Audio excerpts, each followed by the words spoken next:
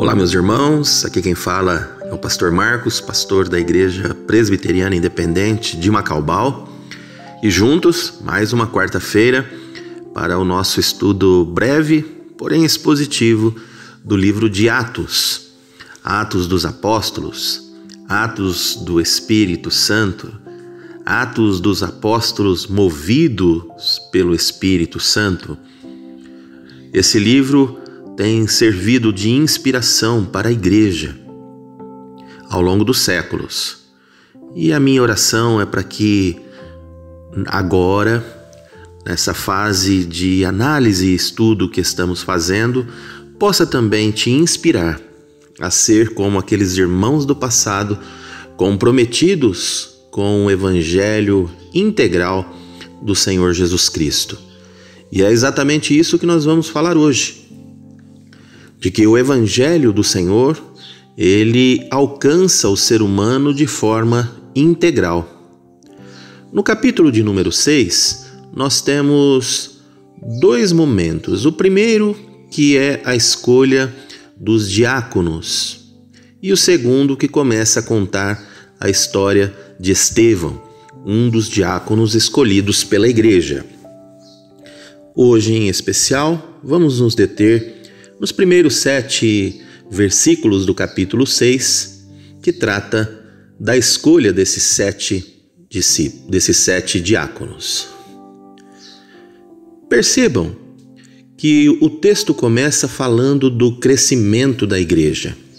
E óbvio que o crescimento traz dificuldades na questão da gestão.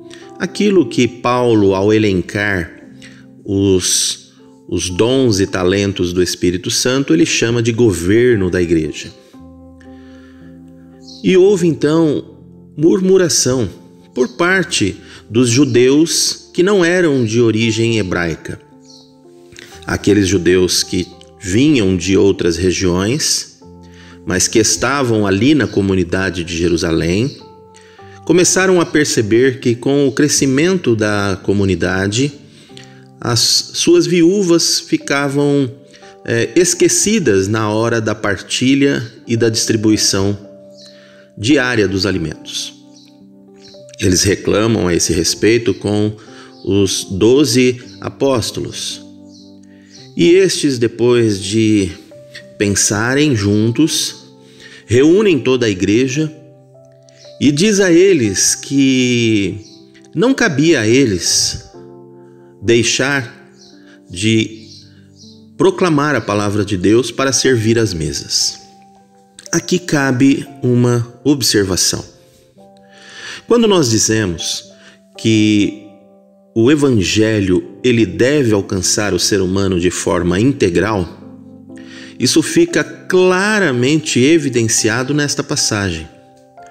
Aqui, como alguns interpretam erroneamente, os apóstolos não estão dizendo que proclamar o evangelho é mais importante do que servir à mesa, de que aquele que fala no púlpito é mais importante que o diácono que visita, que leva auxílio, que ora, que proclama o evangelho na individualidade das suas visitas e no cuidado diaconal.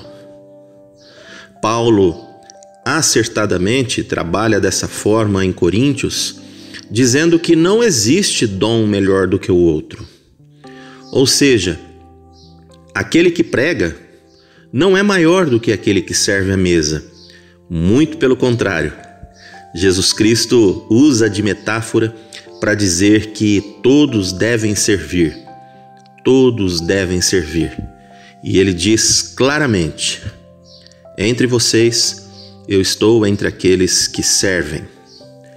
A diaconia da igreja, ela é de fundamental importância. Uma igreja que se esquece de olhar para os necessitados, e aqui nesta passagem as viúvas representam os necessitados da sociedade daquela época. Uma igreja que se esquece de quem passa fome. Uma igreja que se esquece de quem está à margem da sociedade desempregado. uma igreja que se esquece das pessoas que vivem pelas ruas, uma igreja que se esquece das pessoas que se entregam aos vícios e às drogas, uma igreja que se esquece das crianças abandonadas e sem perspectiva e futuro.